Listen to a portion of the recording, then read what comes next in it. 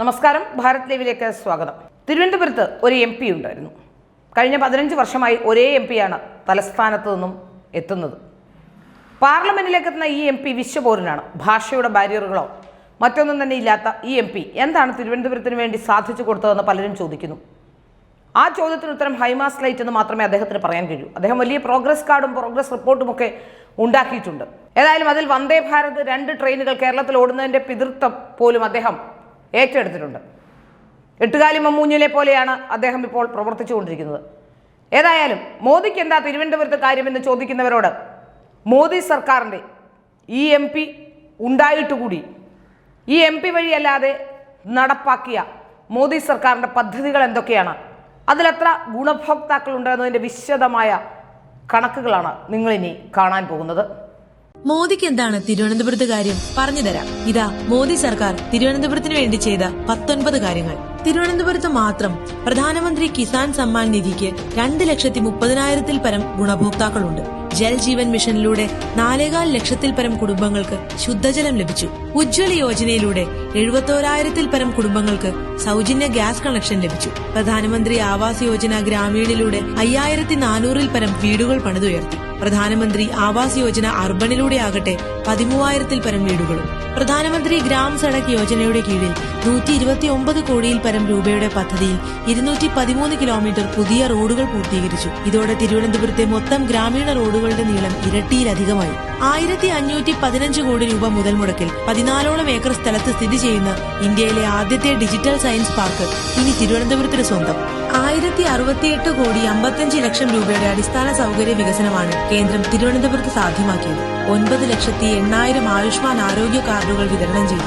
78 ജനൌഷധി കേന്ദ്രങ്ങൾ തുറന്നു. നൈപുണ്യ വികസനത്തിനായി പ്രധാനമന്ത്രി കൌശൽ വികാസ് യോജനയിലൂടെ 27,000-ൽ പരം യുവാക്കൾക്ക് വിവിധ മേഖലകളിൽ തൊഴിൽ പരിശീലനം നൽകി. തിരുവനന്തപുരം നഗരത്തെ സ്മാർട്ട് സിറ്റി ആക്കാൻ 79 പദ്ധതികൾക്കായി 1,200 കോടി രൂപ അനുവദിച്ചു. 75 കിലോമീറ്റർ നീളമുള്ള തിരുവനന്തപുരം ഔട്ടർ റിംഗ് റോഡിനായി കേന്ദ്ര സർക്കാർ 4,868 കോടി രൂപ അനുവദിച്ചു. കഴക്കൂട്ടം മുക്കോല ബൈപ്പാസ് റോഡ് 4-വരി പാതയാക്കുന്നതിന് 1,126 കോടി രൂപയിൽ പരം അനുവദിച്ചു.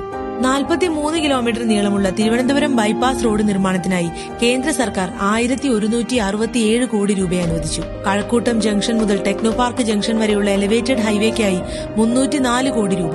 അമൃത് ഭാരത് പദ്ധതിയിൽ ഉൾപ്പെടുത്തി തിരുവനന്തപുരം റെയിൽവേ സ്റ്റേഷൻ വികസനത്തിന് നീക്കിവെച്ചത് 470 കോടി രൂപ. 10,000 രൂപ വരെ വായ്പ ലഭിക്കുന്ന പ്രധാനമന്ത്രി സ്ട്രീറ്റ് വെണ്ടർ ആത്മനിർഭർ പദ്ധതിയിലൂടെ 13,500-ൽ പരം ജനങ്ങൾക്ക് 16 കോടി 80 ലക്ഷം രൂപ നൽകി. 100 ദിവസം നീണ്ടു നിൽക്കുന്ന തൊഴിലുറപ്പ് പദ്ധതിയിലൂടെ 2,80,000-ൽ പരം ജനങ്ങൾക്കായി 1,800 കോടി രൂപയിലധികം ചെലവഴിച്ചു. ഇനി ചോദിക്കരുത് മോദിക്ക് എന്താണ് തിരുവനന്തപുരത്ത് കാര്യമെന്ന്. മോദിക്കാണ് തിരുവനന്തപുരത്ത് കാര്യം. തിരുവനന്തപുരത്ത് നിന്നും BJPക്ക് ഒരു MP ഉണ്ടായാൽ തീർച്ചയായും തിരുവനന്തപുരത്തിന്റെ സമഗ്ര വികസനം സാധ്യമാകുമെന്ന കാര്യത്തിൽ യാതൊരു സംശയവുമില്ല. ആ സമഗ്ര വികസനം സാധ്യമാകാൻ തിരുവനന്തപുരത്ത് നിന്നുള്ളവർ ഇപ്പോൾ രാജീവ് ചന്ദ്രശേഖരെ പോലെയുള്ള ഒരാളെ തെരഞ്ഞെടുത്ത് അയക്കുമെന്ന് തന്നെയാണ് സാധാരണക്കാരായ ജനങ്ങൾ പ്രതീക്ഷിക്കുന്നത്. ഇപ്പോൾ നമ്മൾ രാജീവ് ചന്ദ്രശേഖരനെ എവിടെ പോയാലും കാണുമ്പോൾ അവിടെ നിന്നുള്ള ആൾക്കാർ ഇത്രയും കാലം എന്തൊക്കെയോ പറയാനുണ്ടായിരുന്നു, അവരുടെ വിഷമങ്ങളും സങ്കടങ്ങളും ഒക്കെ അദ്ദേഹത്തോട് പങ്കുവെക്കുന്ന കാഴ്ചകൾ നമ്മൾ കാണാറുണ്ട്. ഉമ്മൻചാണ്ടിക്ക് ശേഷം ഒരുപക്ഷേ ഏറ്റവും കൂടുതൽ ആൾക്കാർ ആവലാതി പറയുന്നതായി തോന്നിയിട്ടുള്ളത് ഇപ്പോൾ രാജീവ് ചന്ദ്രശേഖരനോടാണ്. നമുക്ക് വളരെ അടുത്ത് നിന്ന് ഒരു രാഷ്ട്രീയ നേതാവിനെ പോലെ അല്ലാതെ സ്വന്തം സഹോദരനെ പോലെ അടുത്ത് നിന്നുകൊണ്ട്, ഒരു കേന്ദ്രമന്ത്രി കൂടിയാണ് അദ്ദേഹം, വലിയ വ്യവസായ പ്രമുഖനാണ്. ഇതൊക്കെ നിലനിൽക്കുമ്പോഴും അദ്ദേഹത്തോട് വളരെ അടുത്ത് നിന്ന് സാധാരണക്കാരായ ജനങ്ങൾക്ക് സാധാരണക്കാരനെ പോലെ അദ്ദേഹവും അവരോട് കമ്മ്യൂണിക്കേറ്റ് ചെയ്യുന്ന കാണുമ്പോൾ ഒരു ജനപ്രതിനിധി എങ്ങനെയായിരിക്കണം എന്നതിൻ്റെ ഉത്തമ ഉദാഹരണമായി ചൂണ്ടിക്കാട്ടാവുന്ന രംഗങ്ങൾ കൂടി നമുക്ക് കാണാൻ കഴിയും.